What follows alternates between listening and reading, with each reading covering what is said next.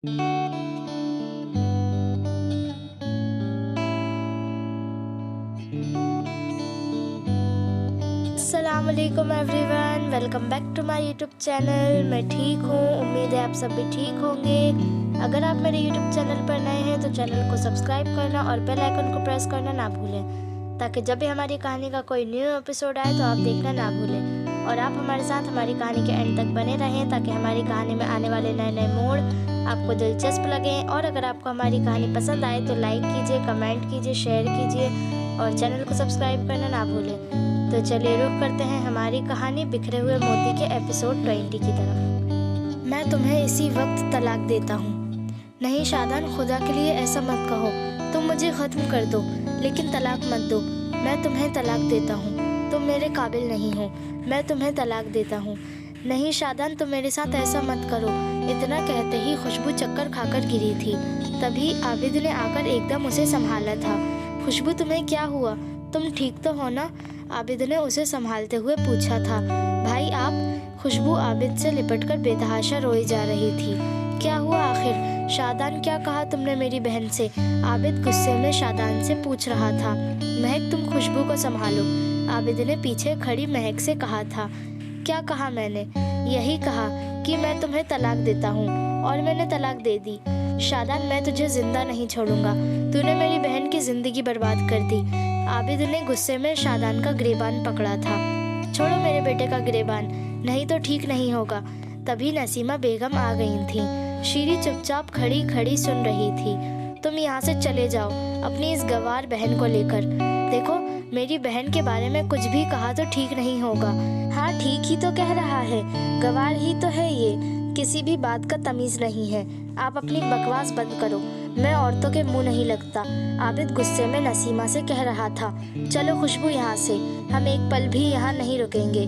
हाँ हाँ, जाओ यहाँ से। क्या तुम्हारी बहन के अलावा मुझे लड़कियाँ नहीं मिलेंगी? 2 ही दिन में दूसरी शादी करके दिखाऊंगा, शादान ने आबिद से कहा था। तू शादी करेगा? आबिद फिर उसकी तरफ लपका था। चलो आबिद, यहाँ से। ऐसे बेशरम लोगों के मुंह लगने से क्या फ़ायदा? महक आबिद को पकड़ते हुए कह रही थी। भाई चलो यहाँ से, यहाँ पहले ही आपकी बहुत बेइज्जती हो चुकी है। खुशबू आबिद का हाथ पकड़ते हुए कह रही थी। अर्शी, चलो हम जा रहे हैं। आबिद अर्शी को बुला रहा था, जो शादान और खुशबू की लड़ाई देखकर सहमकर एक कोने में खड़ी थी। ये सब लोग अपने गांव वापस लौट आए थे। अरे ना जाने किसका फ़ोन आया है। फरीदा बेगम खाने में से उठते हुए कह रही थी। भाभी आप खाना खाइए, मैं देखती हूँ किसका फ़ोन है। खुशबू की अम्मी फ़ोन उठाने के लिए उठी थी। क्या हुआ चची, सब ठीक तो है ना? आप इतनी परेशान क्यों हैं? आफरीन खाना छोड़कर उठी थी। क्या हुआ, कुछ तो बोलो। खुशबू की अम्मी को इतना परेशान देखकर फरीदा ने पूछा था। भाभी वो खुशबू, क्या हुआ हमारी खुशबू को?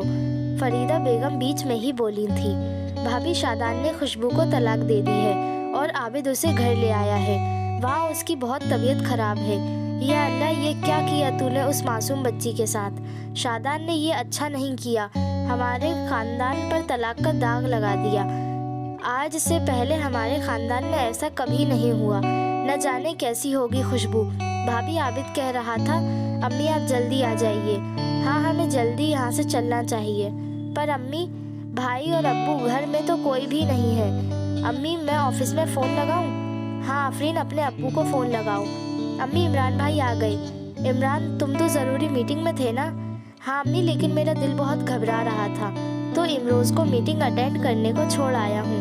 पर आप लोग इतनी परेशान क्यों हैं? इमरान सबकी परेशानी भांपते हुए कह रहा था। बेटा तुम खाना खा लो, फिर बात करते हैं। नहीं अम्मी, बताइए ना, कम से कम पानी तो पी लो। फरीदा ने पानी का गिलास इमरान को दिया था। आप लोग बताती क्यों नहीं, क्या हुआ है? आफरीन, तुम रोने क्यों लगी? आफरीन, क्या बात है? भाई, शादान ने खुशबू को तलाक दे दी है और उसकी तबीयत बहुत ख़राब है।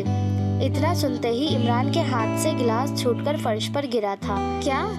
अम्मी, आफरीन ये क्या कह रही है? हाँ बेटा, मेरी बच्ची के साथ खुदा ने बहुत ज़्यादती की है। खुशबू की अम्मी इतना कहते ही बेहोश हो गई थीं। चची आप घबराइए नहीं, हम लोग अभी चलेंगे खुशबू के पास। इमरान ने चची के मुंह पर पानी छिड़कते हुए कहा था। चची को होश आ गया था। अम्मी, आप चची को कार में बिठाइए, मैं अभी एक फ़ोन करके आता हूँ। बेटा मैं भी साथ चलती हूँ। नहीं अम्मी, आप घर पर ही रहिए, मैं जल्द से जल्द खुशबू को शहर लाने की कोशिश करूँगा, यहाँ अच्छे से अच्छे डॉक्टर का इलाज करवाने को। अम्मी बस अब कोई बात नहीं होगी। हेलो तबरेज़। हाँ मैं बोल रहा हूँ। इमरान तेरी आवाज़ को क्या हुआ? इमरान की आंखों में आंसू भरे थे, जिस वजह से उससे बोलते नहीं बन रहा था। दोस्त इस वक्त मुझे तेरी बहुत ज़रूरत है, बस तू जल्दी से आ जा। पर हुआ क्या है, तू कुछ बताएगा भी? मैं तुझे सब बताऊंगा, पर इस वक्त मुझे तेरी बहुत ज़रूरत है। मैं अभी घर आता हूँ। घर नहीं, रेलवे स्टेशन, इमरान ने उसे बीच में ही बताया था। अच्छा ठीक है, मैं अभी पहुँचता हूँ। तबरेज़ ये क्या हो गया? तबरेज़ को देखते ही इमरान उसके गले लगकर रो रहा था। इमरान अपने आप को संभाल, आखिर हुआ क्या है? तबरेज़ उसे समझाते हुए पूछ रहा था। तबरेज़, शादान ने खुशबू को तलाक दे दी है, जिसकी वजह से खुशबू की तबीयत ख़राब हो गई है और उसकी हालत बहुत सीरियस है। मैंने तो कभी ऐसा नहीं चाहा था, मैंने तो हमेशा उसकी खुशी ही चाही थी। कम ऑन इमरान, तुझे अपने आप को संभालना होगा। अगर खुशबू तुझे इस हालत में देखेगी तो शायद हम उसे खो दें। नहीं तबरेज़, मैं ऐसा नहीं होने दूंगा। खुशबू के लिए मैं कुछ भी कर सकता हूँ, कुछ भी। इमरान अपने आप को संभालते हुए कह रहा था। चची कहाँ है? कार में। ड्राइवर कार ले जाओ और घर में कह देना हम रतनपुर गए हैं और वहाँ पहुँचते ही फ़ोन करेंगे, तबरेज़ ने ड्राइवर से कहा था। आबिद बेटा, खुशबू कैसी है? खुशबू की अम्मी ने घर में कदम रखते ही पूछा था। अम्मी अभी कुछ नहीं कहा डॉक्टर्स ने। डॉक्टर साहब अब खुशबू कैसी है? इमरान सीधे खुशबू के कमरे में आया था और डॉक्टर से पूछ रहा था। मैंने इंजेक्शन तो दे दिया है, अभी ये सो रही हैं, लेकिन अभी तक उनकी हालत में कोई इम्प्रूवमेंट नहीं है। इमरान ने खुशबू का जर्द चेहरा देखा तो दिल कहीं गहराई तक टूट गया था। चेहरा पीला पड़ गया था, आंखें अंदर घुस गई थीं, आंखों के पास हल्के पड़ गए थे। उसकी हालत देखते ही इमरान की आंखों में आंसू आ गए थे। अरे बेटा कैसी है मेरी खुशबू? तभी चची आ गई थी। इमरान ने पीट करके अपने आंसू साफ किए थे। चची खुशबू ठीक है, देखिए ना अभी सो रही है। तभी तबरेज़ और आबिद भी आए थे। आबिद, चचा और जावेद कहाँ हैं? दिखाई नहीं दे रहे हैं। इमरान ने चचा और जावेद को वहाँ ना पाकर पूछा था। यहाँ गांव में बड़ा स्कूल बनवा रहे हैं, अब्बू इसी सिलसिले में भाई को भी साथ ले गए हैं। आबिद इमरान को बता रहा था। चलिए भाई, अब आप लोग खाना खा लीजिए और फिर आराम कीजिए, थक भी गए होंगे सफ़र में। आबिद, मुझे भूख नहीं है। हाँ चची और तबरेज़ को खाना खिलाओ, वो लोग काफ़ी थक गए हैं। अर्शी कहाँ है? अर्शी ऊपर वाले कमरे में है। तबरेज़ तुम खाना खा लो, मैं ऊपर वाले कमरे में हूँ। इमरान रुको, मैं भी चलता हूँ। पर तुम खाना तो खा लेते। नहीं, मुझे भी भूख नहीं है। अर्शी तो सो गई है, क्या कोई काम था अर्शी से? तबरेज़ ने सोफे पर बैठते हुए इमरान से पूछा था। हाँ तबरेज़, मैं जानना चाहता हूँ कि आखिर ऐसा क्या हुआ कि बात तलाक तक पहुँच गई। इमरान, अब इस बारे में सोचने से कोई फ़ायदा नहीं और इस बारे में हम सुबह भी बात कर सकते हैं। बेटा तुम लोग अब आराम करो, मैंने तुम लोगों का बिस्तर नीचे वाले कमरे में लगवा दिया है। चची आप चलिए, हम आते हैं। तबरेज़ ने चची की बात का जवाब दिया था। इमरान, तू अभी तक सोया नहीं? तबरेज़ ने आंखें मलते हुए टहलते हुए इमरान से पूछा था। मुझे नींद नहीं आ रही है। तबरेज़, हम लोगों को खुशबू को जल्द से जल्द शहर ले जाना चाहिए, उसकी हालत बिल्कुल ठीक नहीं है। हाँ इमरान, यही ठीक रहेगा, हमें बिल्कुल रिस्क नहीं लेना चाहिए। यहाँ के डॉक्टरों का इलाज मेरे समझ में भी नहीं आ रहा है। तबरेज़ उठकर बैठ गया था। तू क्यों उठकर बैठ गया? तू सो जा, तू इस तरह से जाग रहा है तो मुझे कैसे नींद आएगी? सारी रात बातों में ही कट गई, बड़ी मुश्किल से सुबह हुई। अर्शी उठो, सुबह हो गई है। भाई आप? अर्शी आंखें मलती हुई उठी थी। अर्शी, मैं खुशबू के बारे में कुछ जानना चाहता हूँ, वहाँ ऐसा क्या हुआ था जो बात यहाँ तक पहुँच गई? इमरान बड़ी बेसब्री से अर्शी से पूछ रहा था। अरे अर्शी को ज़रा मुँह हाथ तो धो लेने देता, फिर पूछ लेता। नहीं तबरेज़, पहले ही काफ़ी देर हो चुकी है, मैं बात की सच्चाई तक पहुँच के रहूँगा। तबरेज़ भी वहीं आ गया था। भाई वहाँ पर अप्पी बहुत दुखी रहती थी, हमेशा खामोश अकेली बैठी कुछ सोचती रहती थी। उनकी सास और नंदे बहुत ही ख़राब हैं, हर वक्त बाहर रहती थी और जितनी देर घर में रहती अप्पी को ये एहसास दिलाती कि वो एक गांव की गवार है और बहुत बुरा बुरा बोलती। मुझे उन पर बहुत गुस्सा आता और अप्पी हर बार मुझसे यही वादा लेती कि मैं घर पर उनके बारे में किसी से कुछ नहीं कहूँ। और शादान भाई तो उनको सबसे ज़्यादा दुख पहुँचाते थे। वो एक लड़की को अपने साथ रोज़ लाते थे। अर्शी उनके अब्बू कुछ नहीं कहते थे।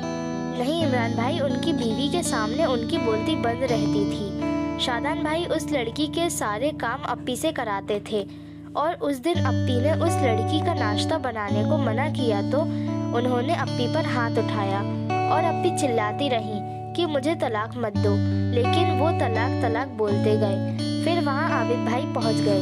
ये लड़की कौन है? इससे मिलना ही पड़ेगा, इमरान कुछ सोचते हुए कह रहा था। भाई ये वही लड़की है जो आपके साथ मेरी सालगिरह में आई थी। क्या? शीरी? इमरान चौंक कर एकदम खड़ा हो गया था। Are you sure Arshi? वो लड़की शीरी ही थी? हाँ भाई, वो वही थी। इमरान जब वो कह रही है तो वही होगी, पर तबरेज़ मुझे यकीन नहीं हो रहा है कि वो इतना गिर सकती है कि शादीशुदा इंसान की ज़िंदगी बर्बाद कर सकती है। उसने जो कुछ मेरे साथ किया मैंने उसे भुला दिया, लेकिन जो उसने खुशबू के साथ किया मैं उसे उसके लिए कभी माफ़ नहीं करूँगा। इमरान बहुत गुस्से में बोल रहा था। मैं आज ही दिल्ली जाऊँगा। इमरान, ट्राई टू अंडरस्टैंड, समझने की कोशिश कर। खुशबू को हमें पहले शहर ले जाना है, उसके बाद कुछ सोचेंगे। हाँ तू ठीक कह रहा है। इमरान तबरेज़ की बात समझते हुए कह रहा था। इमरान और तबरेज़ खुशबू को शहर ले आए थे। सब साथ ही आए थे। खुशबू को इमरान ने सबसे अच्छे हॉस्पिटल में एडमिट कराया था और अच्छे से डॉक्टरों की निगरानी में खुशबू को छोड़ा था। तबरेज़, मैं दिल्ली जा रहा हूँ। मेरी गैर मौजूदगी में तुझे खुशबू का ख्याल रखना है। पर इमरान, मैं तुझे अकेले नहीं जाने दूंगा। तू गुस्से में कोई गलत कदम ना उठा ले। तुझे अपने गुस्से पर बिल्कुल काबू नहीं रहता। तबरेज़ फिक्र के साथ बोल रहा था। नहीं तबरेज़, मैं गुस्से पर कंट्रोल रखूँगा। मैं तुझसे वादा करता हूँ। मैं उससे सिर्फ इतना जानना चाहता हूँ कि उसने ऐसा क्यों किया। अचानक तेज़ी से गेट खुला था। आपने हमारी कहानी यहाँ तक सुनी। आपको हमारी कहानी में आने वाला नया मोड़ कैसा लगा हमें कमेंट करके ज़रूर बताएं। अगर आपको हमारी कहानी पसंद आई हो तो लाइक कीजिए, कमेंट कीजिए, शेयर कीजिए और चैनल को सब्सक्राइब करना ना भूलें। तो चलिए मिलते हैं हमारी कहानी के नेक्स्ट एपिसोड में। तब तक के लिए खुदा हाफिज़ and thank you for watching.